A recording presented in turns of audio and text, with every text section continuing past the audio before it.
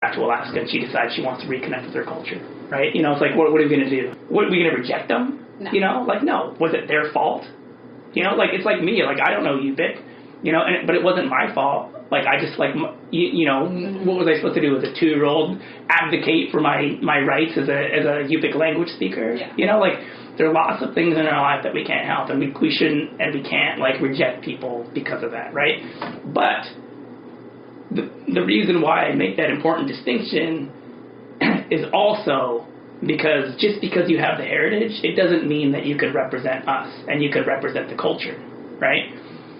The other flip side, so this is a 3-sided coin, is that this also means, though, that non-native people can be part of our culture. Now, one of my friends, her husband's a white guy, and I asked her, you know, and this was the conversation, you know, I was like, the guy, he's learning Yupik, he Yupik dances, you know, like, I mean, like, he's immersing himself, and he's doing it. He's doing the work, doing more work than a lot of other people are doing that are part of our own people, you know. So the question is, like, is he white or is he native, you know? But, like, the answer I got was kind of like, well, I mean, he's white, but it was like an unsure, you know, like, I don't know what he is. You know, like, there's something going on here, you know, some sort of transformation at hand, right? Because to me, and this kind of gets into the cultural appropriation, you know, like, I actually agreed with pretty much everything that was said, but I also think that there's this part of me that wants them to appropriate our culture, right? I do. I want them, like, but only our values, you know, or not. I mean, they can take the whole thing if they want, if they take the values too, right? But you got to take the values. I mean, I'm sorry, I get it. I mean, like I said, I agree, because I do think that pretty much all the things that we talk about when we talk about appropriation are gross and are disrespectful, and that, like, if you put it in a different context, like, other people would get mad too, right? I was having this discussion about cultural appropriation at my sister's house. One of my other sister, I have 3 sisters. Her husband's Indian, right? And then so we had 2 Indian guys there, because he knows another Indian guy, and then there was me and Jackie there, and then there was this white guy there, and we were talking about cultural appropriation and why it's messed up. And then he was like, yeah, but, you know, he was challenging us. Yeah. And I like that. You know, I like to be challenged, and I like to think about it, because then it, you know, challenges my own thought processes and, like, makes me question if I'm wrong or not. And I appreciate that. But, like, we were expecting, like, these Indian guys to, like, back us up. But they weren't there, because I was like, so Chat, you know, how do you feel about all of these wacky yoga studios popping up everywhere? That's part of, like, your spirituality, you know, in India. Like, how do you feel about it? He's like, yeah, I don't really care, you know, as long as they're doing it right, and, like, you know, and they're passing on the message, like, we don't really care, you know. I'm like, well, that doesn't help, you know. But, I mean, it kind of can, though, right? Because that's exactly what I was going on, like, I mean, it's sort of contextual, right? Like, people don't like you messing with their intellectual property, right? And then this is the kind of, like, the argument that we're making, like, no, like, this is our, you know, intellectual property, too. Yes, we regard it collectively, but because we're much more collectivist. You know what I mean? Like, like, to us, this is not a problem, right?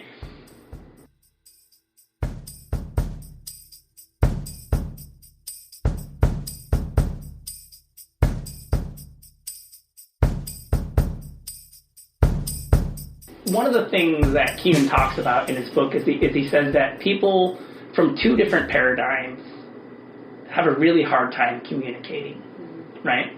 Because even if you're both speaking English, the words could mean different things to you, right? You know, and how could you tell otherwise unless you exhaustively just kind of sat there and defined each word, which you have to sometimes for some debates, right? Because you have to create some common ground, some common understanding for you to even have a conversation, right? But he says that people from 2 different paradigms, they talk right past each other because they don't recognize that they're operating from 2 different kind of virtual worlds, right? They're not actually different worlds, right? There is an objective world out there, not that you can access it, right? You know, but, like, so it's really hard to communicate between these 2 paradigms, and I feel like this is the case too between 2 cultures, is that there are concepts that I struggle to explain, but the reason why I struggle to explain them is because there's premises that are so deep that it can be hard to see where the difference lies, right? So, like, even the simplest conversations that I have where, like, I feel like this is actually something that Native people share with Easterners, is that we're much more comfortable with ambiguity, right? Like, people will make really ambiguous statements and things like that, and I'm totally fine with it, and whereas other people aren't, but generally, as a culture, we're much more comfortable with ambiguity, right? But that's also because I think there's a recognition that things can be two things at once, right? So, like, I always give silly examples, but, like, they're meant to be real, like my dad, right? Okay. So I love and I hate my dad at the same time, right? And that's like, maybe not, actually I wouldn't say that that's currently, because I've gotten past that part, but there was definitely, like, these two things were both true. I did hate him. I hated him for lots of reasons, but I also did love him, right?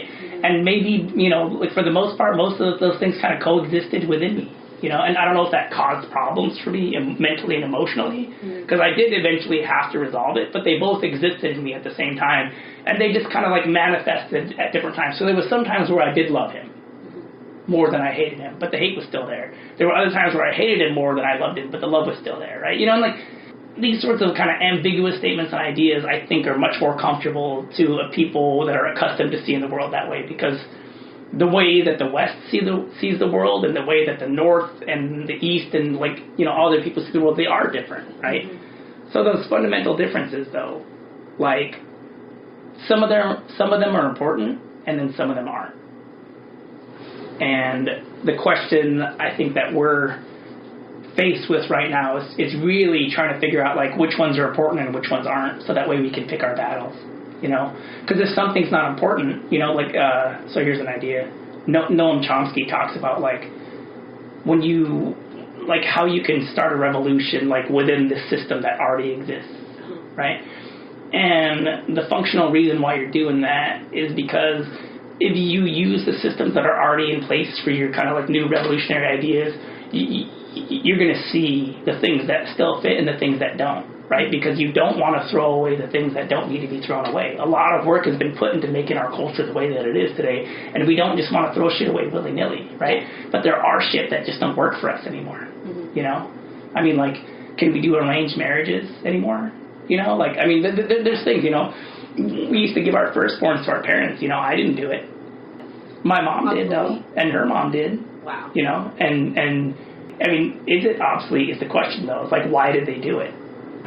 I think it was Wilson Justin, but we were having a conversation, and we were talking about traditional practices, right? And that was, like, one of the things that we talked about. Was he was actually talking about arranged marriages, and I was talking about, like, giving your firstborn to your parents, right?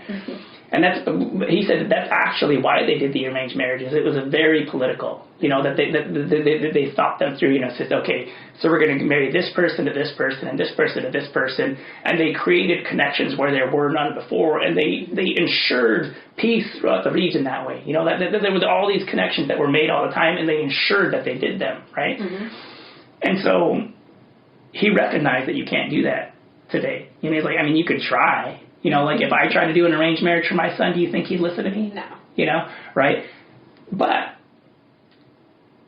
what do we do about maintaining connections between communities? That was the tool that they used to do it before, right? Nothing replaced it. How do we do it now, right? It's the functionality. Same thing with giving your firstborn to your parents, right? It gives them somebody to love as they get older. There's a lot of studies that show that grandparents that are, like, active in their grandkids' lives, it keeps you sharp mentally. And, of course, it does, right? It's a lot of work. You have to be on your toes. You have to pay attention all the time, right? And active. Right, and active. And then the other part of it is that as your parents got old, that kid would be the one that's responsible for hauling water, for hunting, for, all sorts of things involved, right? So, like, this makes sense, right? Like, this was like old folks' home before they were old folks' home, right? Instead, you were the old folks' home, right? But this was part of your responsibility. You're the firstborn. There's a lot of benefits to being the firstborn, but there's also a lot of responsibilities, right? Traditionally, I don't know. What are you, the youngest, right? No, second oldest. Second oldest? Okay, all right. Warren says the environment of the North puts things into perspective. In a world such as the one our ancestors inhabited, the kinds of things that were important were different than the kinds of things that were important to people from easier climates.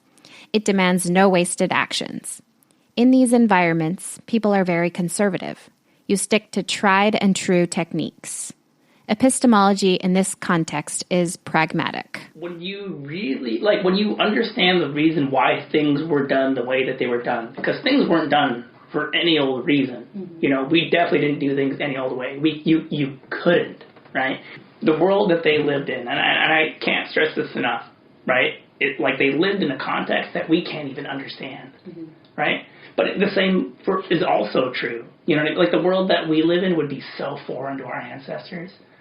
You know, like, the language that we speak, the things that we do. You know, like, I spend so much time, like, abstracting my own existence to understand it, and we are so weird.